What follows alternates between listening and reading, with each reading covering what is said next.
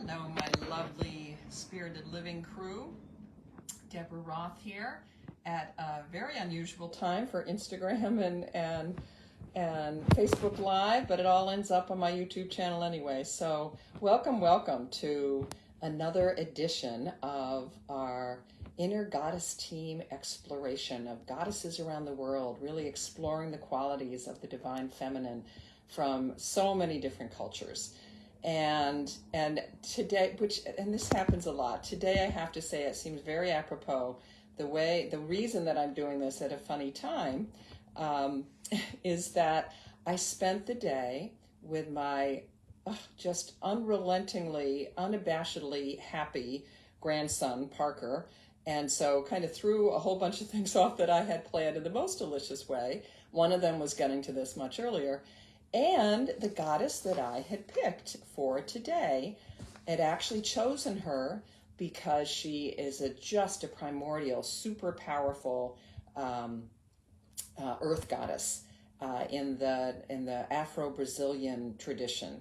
The Yoruban tradition started in Africa with the Dahomey, was transported here with enslaved people to Brazil and to Cuba, and so she became an Orisha, a Yoruban Orisha, but she originated in Dahomey in Africa, and with the Dahomey tribe. And her name is Nana Buruque. She actually has a couple different names that I discovered as I researched more about her. One of my favorite places to look for, let's see, let me make sure I have the ones, Philippines, Haiti, and Brazil. This is one of my favorite references, and I know it comes through backwards, I hate that. The Divine Coloring Book, and it just hits all kinds of different gods and goddesses, and you can actually color the images in, which is very cool. So I got a lot of information from there. All of my references, I always put in the YouTube description. So be sure to look there if you want to know more about her. And I always want to hear from people who know more about her than I do. So Nana Buruque, she's also known as Nana Buruque, and she's the creatrix in that tradition. She created the universe and everything in it, and she stands at the portal of life and death. So you find her and you can call on her during childbirth and when you're pregnant, or even when you've had a miscarriage. You can call on her for loved ones who are dying. And it's said that one of the things that she does is that she erases your memory, so you forget all of the tough parts of your journey. So she is considered the grandmother of the Orishas, and that's why I was laughing and thinking, okay, I was a grandmother today, and here I am highlighting a grandmother, which I don't always do. And she's considered the grandmother of all of the Orishas, all of the goddesses in that tradition. You can honor her with rum, tobacco, with shrimp, with let's see, not metal. I'll try and pull some of I found a couple kind of conflicting mythologies, I guess, around her that I'll share some of them with you. I do have a couple images of her. She's known to dress, she loves purple, so there she is, purple, and she's holding a staff. You can see she holds it like a baby, and it personifies her in her image, in her face of mothering and nurturing.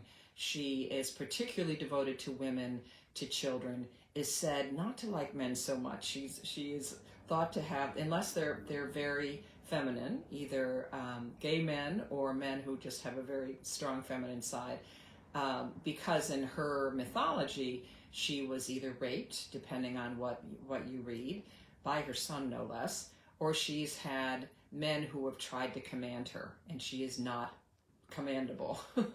She's meant to be this she's strong, as you can see, strong, dark-skinned, large-sized woman. Here's another image of her. I wasn't able to find why she's got kind of, I don't know if you can see it, almost this little veil over her eyes.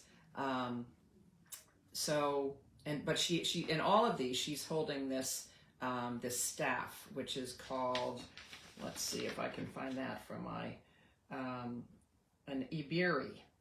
And it also symbolizes, and it's part of her relationship, part of her connection with life and death, her connection with the ancestors, this staff that she carries.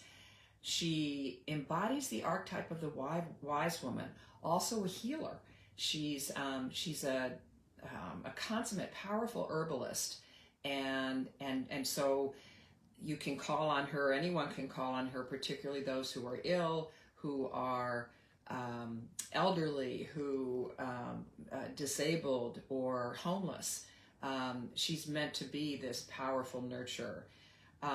She's especially good with healing with spiritual energy, energy medicine, like Reiki, like chakra healing.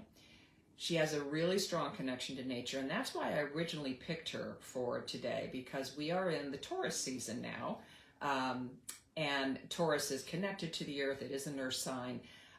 This is the week of the new moon on May 7th, new moon in Taurus, and I actually, depending on when you see this, I'll be doing or will have done my Taurus New Moon Virtual Circle at the Wellness Universe, where we are embodying this earthy energy exemplified by Nana, by stopping and smelling the roses is what I'm calling the theme, which is kind of fun. So I invite you to really embrace this energy of hers, of really being able to connect with your own inner healer, to connect with your own powerful, commanding goddess woman within. You can don't use metal. One of her mishaps was with someone who was connected with metal, so you're not supposed to use that when you're calling on her. She's also, the other thing I was going to mention, she's also the mother of twins, the moon god Mawu and the sun god Orisha. And I actually did something. Both of them were shown as being androgynous, and actually so is Nana Buruque. But I will again put this in the YouTube description. I did do a piece in 2021 sometime on Mawu, and I'll put a reference to that as well. So I think that's all I'm going to let you know about her. And as always, I would love to hear anything that you all can add to my knowledge of her, any of her mythology, and let me know when you tap into her, what comes up for you. I thought there were two chants that I thought could be perfect for her, to invoke her. One is, one is connecting to the ancestors and the ancients, and the other, and I've sung both of them here before, although maybe not in a while, and the other is the classic earth goddess one, which is, let's do that one. The earth is our mother, we must take care of her. The earth is our mother, we must take care of her. Hey yana ho yana, hey yan yan. Hey yana ho yana, hey yan yan. Her sacred ground we walk upon. With every breath we take, her sacred ground we walk upon. With every breath we take. Hey yana ho yana, hey yan yan. Hey yana ho yana, hey yan yan. So enjoy this earthy time of year. Stop and smell tulips wherever you are, if you're in the northern hemisphere anyway. And let me know how you encounter, how you call on this very powerful Orisha, this grandmother goddess, creator of the universe. I'd love to hear your stories. Thanks so much for being with me. Bye for now.